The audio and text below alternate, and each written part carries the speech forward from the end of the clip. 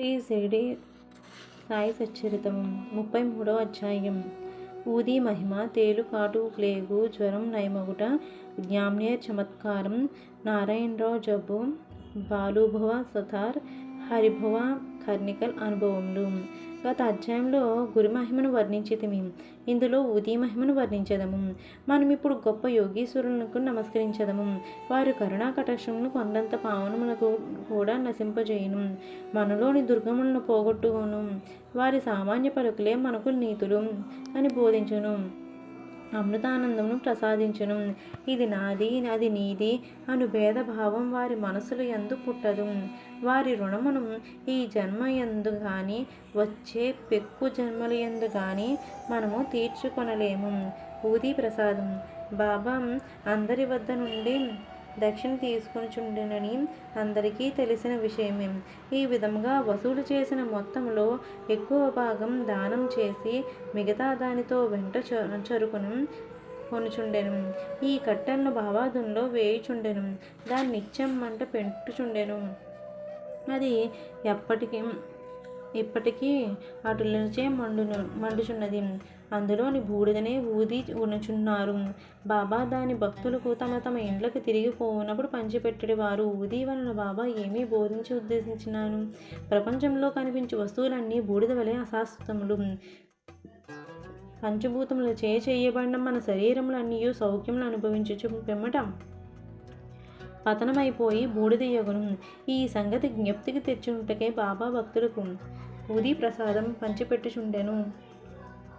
ఈ ఊది వలనే బ్రహ్మం నిత్యమనియు ఈ జగత్తు అశాశ్వతములనియు ప్రపంచంలో గల బంధువులు కొడుకు గాని తండ్రి గాని తల్లి గాని మనవారు గాని బాబా బోధించెను. మనవారు కాదు అని బోధించెను. ఈ ప్రపంచంలోనికి మనం ఒంటరిగా వచ్చితిమి, ఒంటరిగానే పోయేదము. ఊది అనేక విధములను శారీరక మానసిక రోగముల నుండి బాగు చేయుచుండెను. భక్తుల చెవిలో బాబా ఊది ద్వారా దక్షిణ ద్వారా నిత్యానిత్యములకు గల తారతమ్యములను అనిత్యమైన దాని యందు అభిమాన రాహిత్యము గంట మ్రోత వలె వినిపించుచుండెను. మొదటిది వివేకమును, రెండవది వైరాగ్యమును బోధించుచుండెను. ఈ రెండును కలిగి ఉన్న కానీ సంసారం అనే సాగరమును దాటలేము. అందుచే బాబా అడిగి దక్షిణ తీసుకొనుచుండెను. షిరిడి నుంచి ఇంటికి పోవునప్పుడు భక్తులకు ఊదియే ప్రసాదముగా నిచ్చి కొంత నుదిటిపై వ్రాసి వరదహస్తమును వారి శిరస్సుపై నుంచుడుచుండెను. బాబా సంతోషంతో నున్నప్పుడు పాడుచుండెడి వారు పాటల్లో ఊది గురించి ఒకటి పాడుచుండిరి. దాని పల్లవి కళ్యాణ రారము కోనెలతో ఊదిని తీదెము.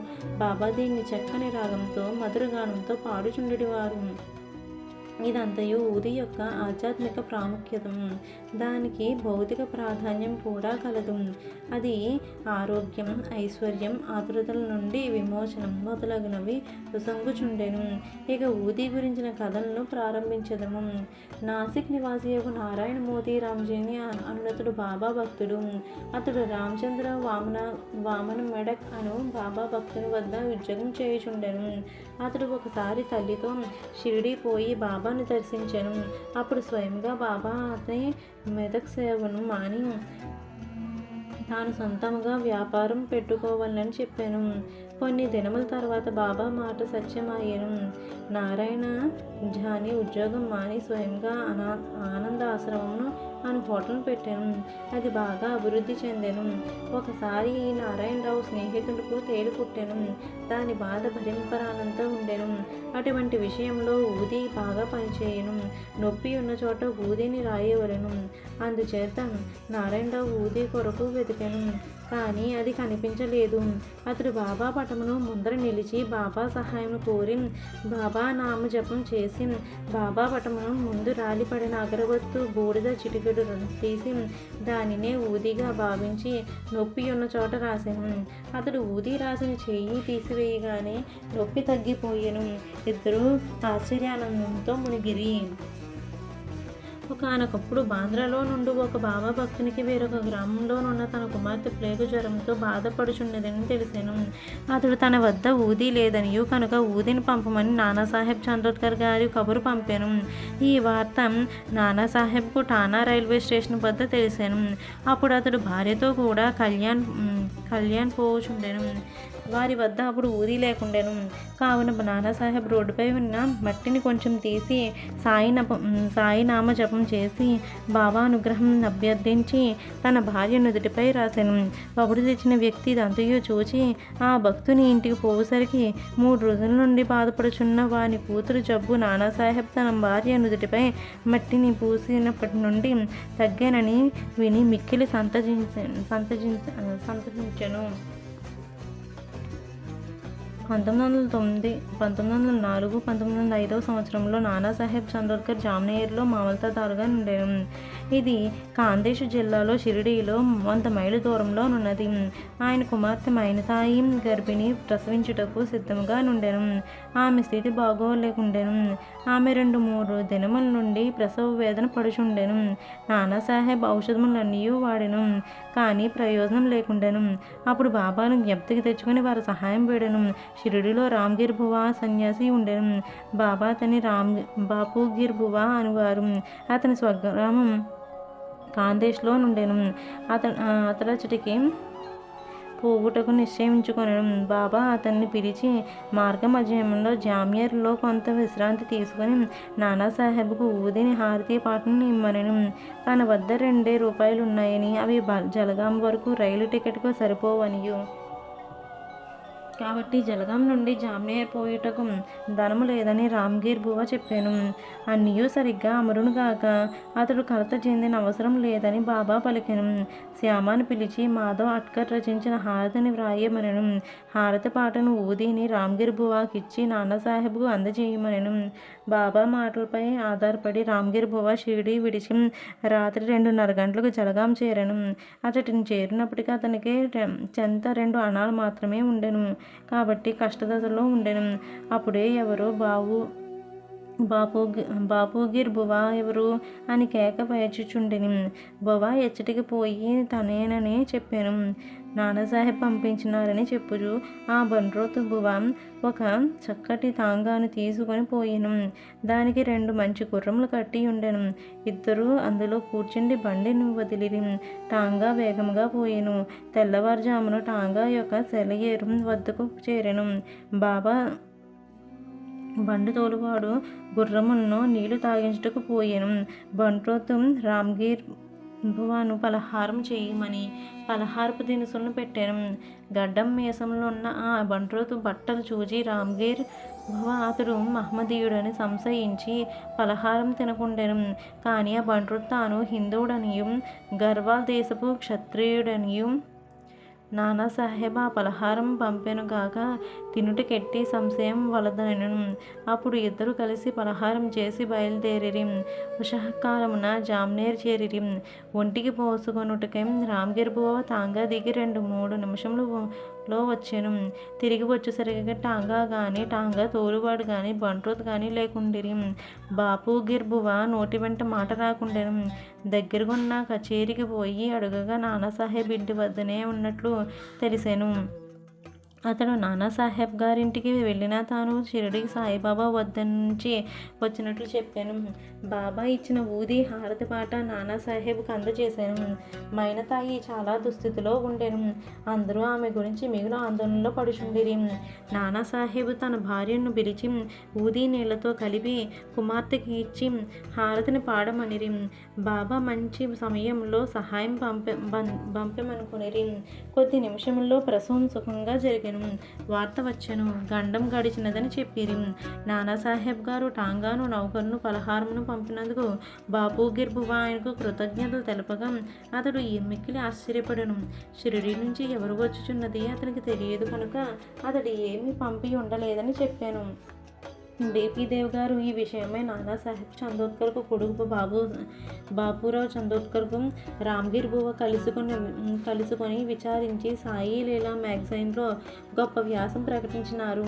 బివి నరసింహారావు గారు మైనతాయి బాపురావు చందోద్కర్ రామ్గిర్ బువాల వాగ్మూలం సేకరించి భక్తుల అనుభవం అను గ్రంథమును ప్రకటించినారు.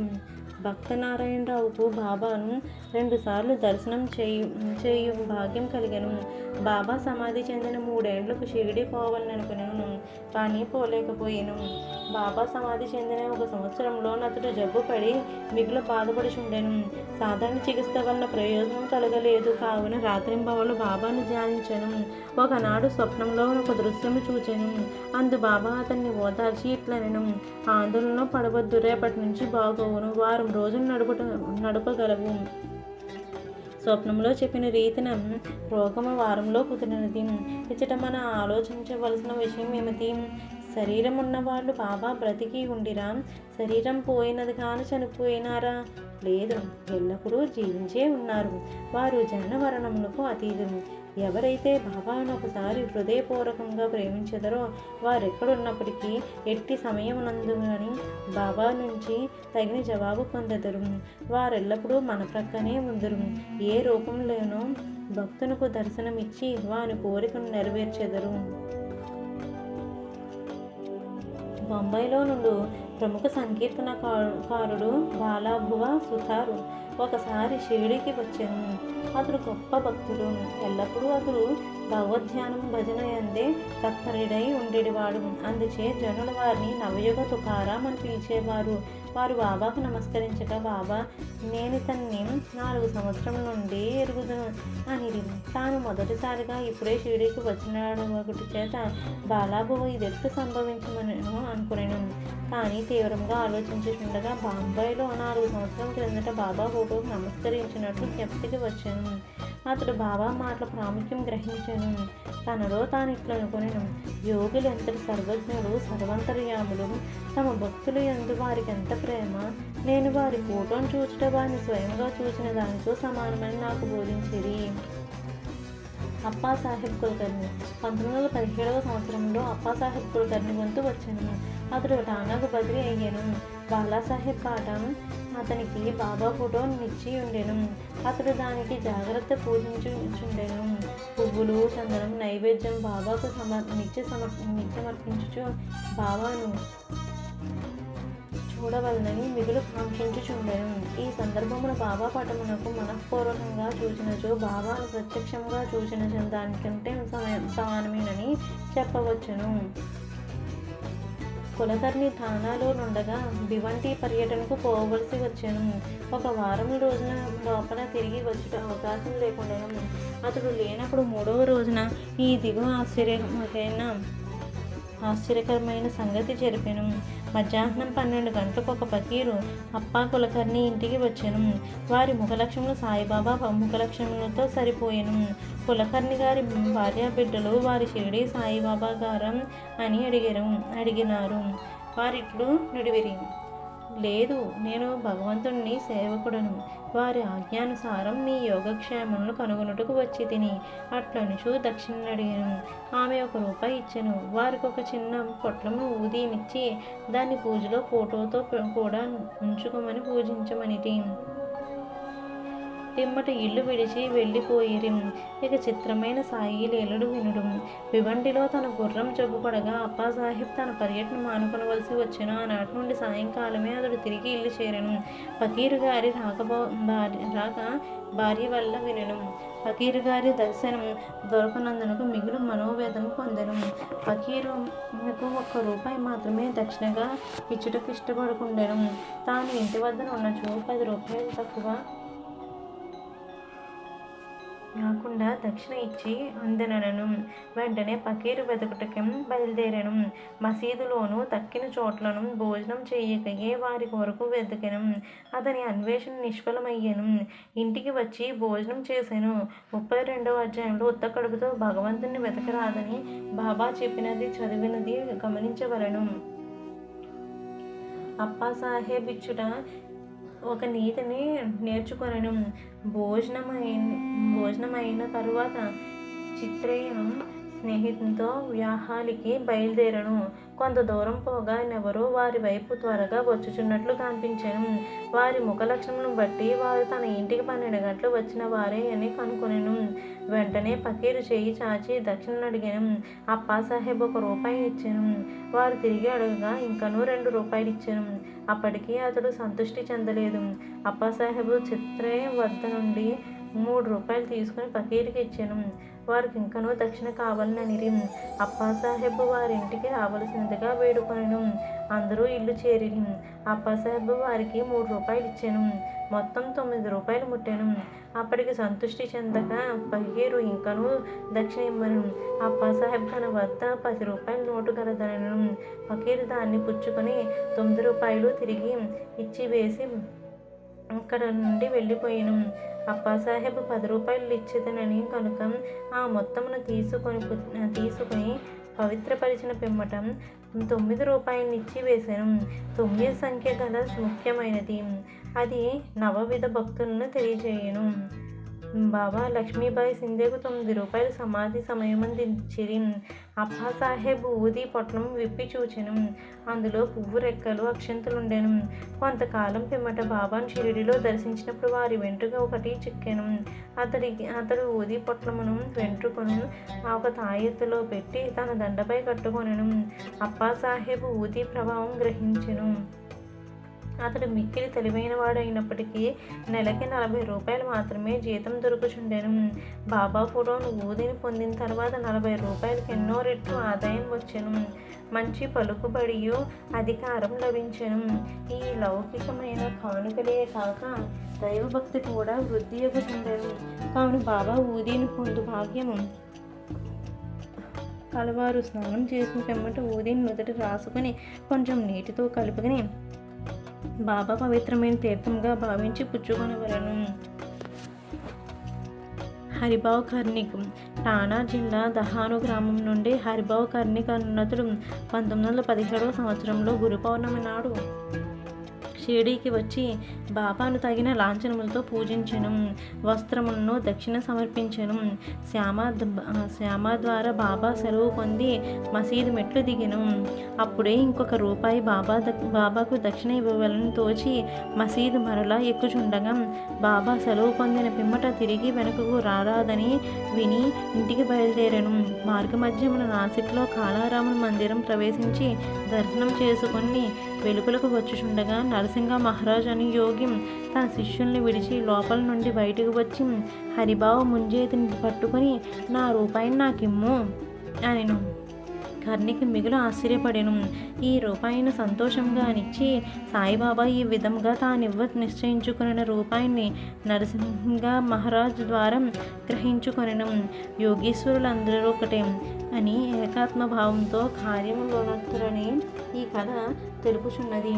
33వ అధ్యాయం సంపూర్ణం.